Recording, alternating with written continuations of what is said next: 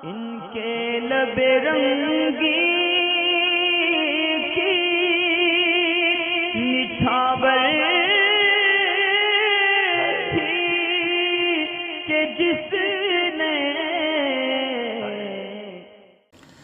Comments के सवाल जवाब का सिलसिला है और कमेंट्स के ताल्लुक़ से दो बातें अर्ज़ करना चाहूँगा। एक ये कि जो भी इस कमेंट्स की वीडियो में सवाल जवाब हैं वो सब डिस्क्रिप्शन में नीचे लिखे हुए हैं, तो जिसके कमेंट्स है वो देख ले कि उसका सवाल इसमें है या नहीं। यानी कोई ऐसा नहीं कि आप इस वीडियो को मुकम्मल देखने के लिए मजबूर हों और आखिर में पता चले कि आपको इसमें आपका सवाल था ही नहीं। लिहाजा इसमें सवाल जो रिकॉर्ड हैं वो नीचे भी लिख दिए जाएंगे डिस्क्रिप्शन में, ताकि आप अपने सवाल को तलाश लें कि आपका सवाल उसमें है या नहीं, या फिर नेक्स्ट वीडियो में आएगा।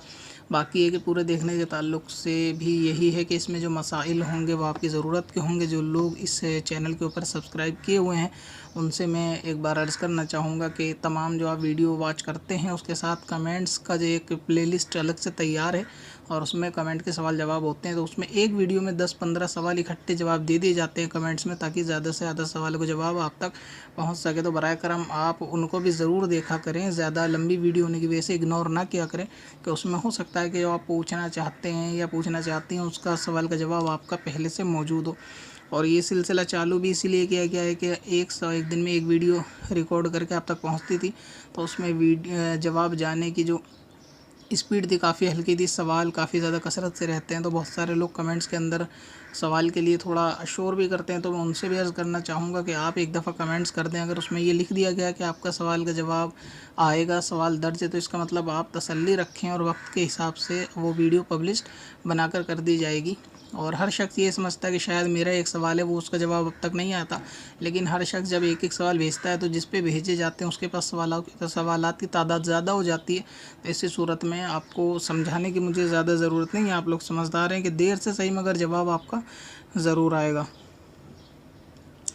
और इसीलिए अगर ये भी आपने नोट किया होगा कि कमेंट्स के सवाल जवाब का भी हम रिप्लाई हैंड टू हैंड करते रहते हैं, और यानी जैसे ही सवाल आता है उसके कम से कम 1 घंटे के अंदर अंदर उसका जवाब का रिप्लाई आ जाता है। वरना ये कि कमेंट्स के सवाल जवाब का सिलसिला शुरू इसलिए किया गया है कि आपको ज़्यादा से ज़्यादा आपके सवालों के जवाब जो हैं वो मिल सकें। एक बहन पूछती हैं कि ज़ेवर पर ज़कात, जो ज़ेवर पहने होते हैं उस पर ज़कात होगी या नहीं होगी। तो जो ज़ेवर पहने होते हैं उस पर भी ज़कात होती है, अगर वो ज़ेवर निसाब तक पहुंच चुके हैं, यानी इतनी रकम के जिसमें 52.5 तोला चांदी ख़रीदी जा सके, या ख़ुद 52.5 तोला चांदी या सोना चांदी दोनों मिक्स हैं और ये इस्तेमाल के ज़ेवर है, तो इस पर ज़कात वाजिब होगी। और ये मशहूर गलत है कि जो इस्तेमाल का ज़ेवर होता है उस पर ज़कात नहीं होती, बल्कि ज़ेवर के अलावा दूसरी चीज़ों के लिए ये कंडीशन अप्लाई होती है कि अगर वो इस्तेमाल की है तो उस पर ज़कात नहीं होती। जैसे कि घर में रखा हुआ फ्रीज़ की, ये भी महंगा होता है, या मोटरसाइकिल अगर किसी शख्स पे 50,000 रुपये की है और बाकी उस पर रकम नहीं है, तो इस 50,000 की मोटरसाइकिल पर ज़कात नहीं होगी, क्योंकि इस्तेमाल की चीज़ें। मगर ज़ेवर में ऐसा नहीं है,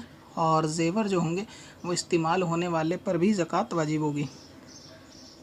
एक भाई का सवाल है, या गालिबन बहन का सवाल है कि गर्ल्स यानी लड़कियों को ज़ेर नाफ यानी नजासत के बाल को साफ़ करने के लिए उस्तरा या ब्लेड का इस्तेमाल करना जायज़ है या हराम है। तो औरत को नजासत के बाल साफ़ करने के लिए उस्तरा और ब्लेड का इस्तेमाल दोनों जायज़ है, इसमें हराम नहीं है। ये कहते हैं कि गुस्ल के बाद नमाज डायरेक्ट पढ़ लेनी चाहिए बिना वज़ू के, या फिर वज़ू उसमें करना पड़ेगा। तो इसके बारे में वीडियो एक पहले रिकॉर्ड की जा चुकी है, आप उसको एक दफ़ा देख लें कि गुस्ल के फ़ौरन बाद वज़ू करने की ज़रूरत नहीं होती, बल्कि गुस्ल के बाद जो गुस्ल के अंदर वज़ू किया गया है वो वज़ू हो गया। और जो ये गलत ख़याल है कि बग़ैर कपड़ों के गुस्ल होता है लिहाजा वज़ू कैसे हो जाएगा, ये सब बेकार की आवाम की बनाई हुई बातें हैं और इससे वज़ू भी नहीं टूटता। तो लिहाजा आप गुस्ल के फ़ौरन बाद नमाज़ पढ़ना चाहें तो पढ़ सकते हैं। इसी तरह एक शख्स ने ये भी पूछा था कि आप वज़ू के बाद अगर गुस्ल के बाद फ़ौरन कुरान पढ़ना चाहें तो पढ़ सकते हैं या नहीं। तो उस पर एक रिप्लाई में कमेंट में किसी ने करा था कि नहीं पढ़ सकते, कुरान के लिए अलग से वज़ू करना पड़ेगा। तो मैं एक चीज़ और बता दूं कि अगर हमारी तरफ से रिप्लाई जाएगा तो आप ये चीज़ देख लें कि वो चैनल की तरफ से रिप्लाई आया आपके सवाल के, किसी और की तरफ से, किसी और के दिए हुए रिप्लाई के हम लोग ज़िम्मेदार नहीं हैं। अगर हमारे वेरीफाइड चैनल की तरफ से मसाइल शरीयत की तरफ से रिप्लाई आएगा तो उसके जवाब के जो है वो हम ज़िम्मेदार हैं। तो ऐसी सूरत में लोगों को भी चाहिए कि जब कोई सवाल करता है तो बिना मतलब यानी अपना राय मशवरा ना कायम किया करें कमेंट्स में जाके कि सवाल कोई पूछता कुछ है। और अक्सर ऐसा आजकल मैं देख भी रहा हूँ कि लोग सवाल कुछ करते हैं तो कुछ लोग उस पर जाके अपनी तरफ से उसमें जवाब देना शुरू कर देते हैं। तो गुस्ल के बाद जो कुरान पाक पढ़ना चाहते हैं फ़ौरन गुस्ल करने के बाद, तो वो कुरान पाक पढ़ सकते हैं, इसके अंदर कोई भी मुमानियत नहीं है। एक बहन पूछते हैं कि बिना दुपट्टा रखे कुरान पाक अगर पढ़ना चाहें तो पढ़ सकते हैं या नहीं पढ़ सकते। तो बिना दुपट्टा रखे कुरान पाक को छूना या पढ़ना दोनों है जायज़, मगर अदब यही है कि सर ढका हुआ होना चाहिए। बाज़ लोगों में तसव्वुर है कि बिना दुपट्टे कुरान पाक नहीं पढ़ना चाहिए, वो बात दुरुस्त है कि पढ़ना नहीं चाहिए, पढ़ना चाहिए दुपट्टा ओढ़ के भी। मगर ये सूरत में अगर कुरान पाक उठा ले या पढ़ ले तो इस सूरत में गुनाहगार नहीं है, मगर ये कि उसको दुपट्टा सर पे ज़रूर रखना चाहिए। जेब से पैसे निकालने से बरकत चली जाती है, यानी ये मशहूर है कि अगर औरत शौहर की जेब से पैसे निकाल लेगी तो उसकी बरकत चली जाएगी। तो जेब से पैसे निकालने ना निकालने का मामला इस चीज़ पर मबनी है कि यानी वहाँ आपके घर का उर्फ़ कैसा है। अगर ये है कि आदमी जो है ना जेब से पैसे निकाल कर ही देता है खाने पीने के लिए अक्सर, और सुबह का भी यही मामूल है। मिसाल के तौर पे अगर नाश्ते का सामान मंगाना है और शौहर सो रहा है और बीवी भी जानती है कि अगर इनको उठाया जाएगा तो वो जेब में से पैसे निकालेंगे, या फिर इन्होंने कह रखा है कि सुबह कुछ सामान मंगाना हो या दिन में कोई सामान मंगाना हो तो पैसे जेब में से ले लिया करो, तो ऐसी सूरत में अगर ये पैसे बिना बताए निकालेगी और घर का जो है सामान वगैरह मंगाएगी उसमें ख़र्च करेगी तो इसमें कोई हरज नहीं होता, इन्हें गुनाह नहीं होता, और इसमें बरकत जाने ना जाने का भी कोई ताल्लुक़ नहीं है। ख़ास ये जहन रखना कि अगर शौहर की जेब में बीवी ने हाथ डाला पैसे निकालने के लिए तो बरकत चली जाएगी, ये एक फ़िज़ूल की बात है। हाँ, इसके अंदर एक मशहूर चीज़ ये भी की जाती है कि शौहर की जेब से अगर बीवी पैसे निकाल ले तो वो चोरी नहीं होती। तो अगर ये सी सूरत है कि उसने चुराने ही की नीयत से पैसे निकाले हैं, यानी ये कि आदमी सो रहा है और उसको ख़बर भी नहीं है और उसने 50-100 रुपये या जितने भी उसकी ज़रूरत है उन्हें निकाल के चुपचाप जो है रख ली और बताया भी नहीं इस चीज़ को, और इसकी नीयत में भी खोट है, तो लिहाजा ये भी चोरी होती है चाहे आदमी जेब से निकाले, और ये पैसा उसको रखना वाजिब है। और अक्सर ऐसा होता भी है कि लोग इसको समझते हैं कि शायद ये चोरी नहीं है, तो इस सूरत में चोरी होती है। अब इसमें दो सूरत हो सकती हैं कि भाई वो ख़र्चा नहीं देते या ये सामान मंगाना था वो सामान मंगाना था, 10 तरीके के वो हीले बहाने होते हैं, मगर ये कि वो जो जेब से पैसे निकाला जाएगा वो चोरी हो सकती है। और अगर इसकी इजाज़त आम दे रखी है और यही मशहूर भी है कि इसी तरह आप सामान वगैरह मंगाना औरत मंगाती है और आदमी को इस चीज़ की ख़बर है, तो इस सूरत में वो चोरी नहीं होगी।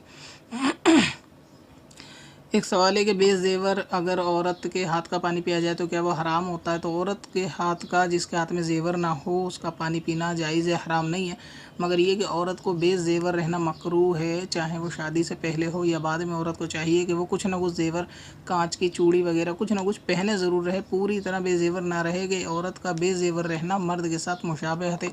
ठीक इसी तरह औरत का मेहंदी लगा होना भी मुस्तहब है, बल्कि उसके लिए सुन्नत है हाथ पैर के अंदर मेहंदी लगाना। लिहाजा चाहिए ये कि औरत ना तो अपने हाथों को बेमेहंदी रखे और ना बेज़ेवर रखे। आला हज़रत इमाम अहले सुन्नत ने हाथों को बग़ैर मेहंदी रखने को भी मकरूह करार दिया है कि औरत को चाहिए कि मर्द से मुशाबहत ना रखे, कि जिस तरह मर्द के हाथ होते हैं चिट्टे बग़ैर मेहंदी के, तो इस तरह औरत हाथ ना रखे, बल्कि इसके हाथ मेहंदी से रंगे होने चाहिए।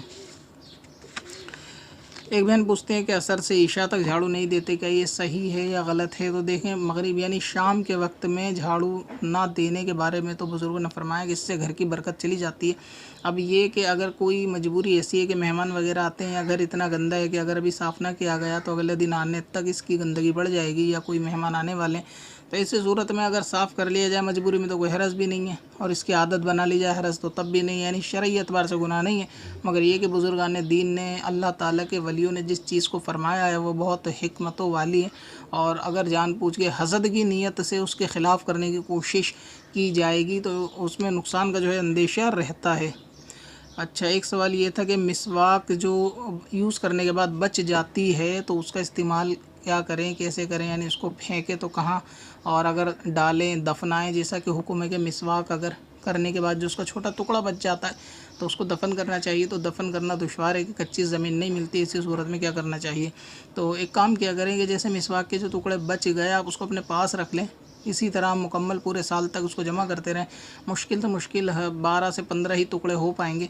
इसी तरह जो रिसाले, कायदे या कुरान पाक के अवराक होते हैं, वर्क होते हैं, जो शहीद हो जाते हैं और पढ़ने के लायक नहीं रहते, उन सबको भी है कि एक साथ जमा कर लें, और फिर जब मौका मिले साल 2 साल 6 साल में एक पॉलीथीन बना लें, उसमें जमा करते रहें, और फिर किसी दरिया में कोई वज़नदार पन्नी के अंदर एक ईंट रखकर उसमें वो सब सामान रखने के बाद आप बांध कर उसको जो है पन्नी में, पॉलीथीन में छेद वगैरह करने के बाद उसको पानी में जो है वो डुबा दें, तो ये सूरत कर सकते हैं। ये ज़रूरी नहीं कि एक मिसवाक ख़त्म हो, अब एक टुकड़ा लेकर आप जाएं दरिया में बहाने, फिर दूसरी मिसवाक ख़त्म हो, तो ऐसा नहीं है।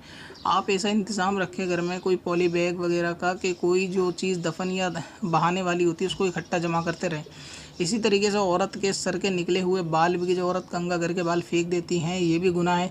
लिहाजा इन बालों को भी जमा करके रखना चाहिए। फिर साल, 1.5 साल, 2 साल में जब मुमकिन हो जाके दरिया में इसको बहा देना चाहिए कि औरत के उस बालका के जो जिस्म से जुदा हो जाते हैं उनका पर्दा है, मगर लोग इसमें ख्याल नहीं करते। सर से इसी तरह कंघा करते हैं, अक्सर ख़वातीन उसको बाल को इसी तरह कूड़े में या सड़क में फेंक देती हैं। तो ये भी जो है ना नाजायज़ है कि जिस चीज़ का पर्दा है वो चीज़ अगर जिस्म से जुदा हो जाए तो इस सूरत में भी उसका पर्दा रहेगा।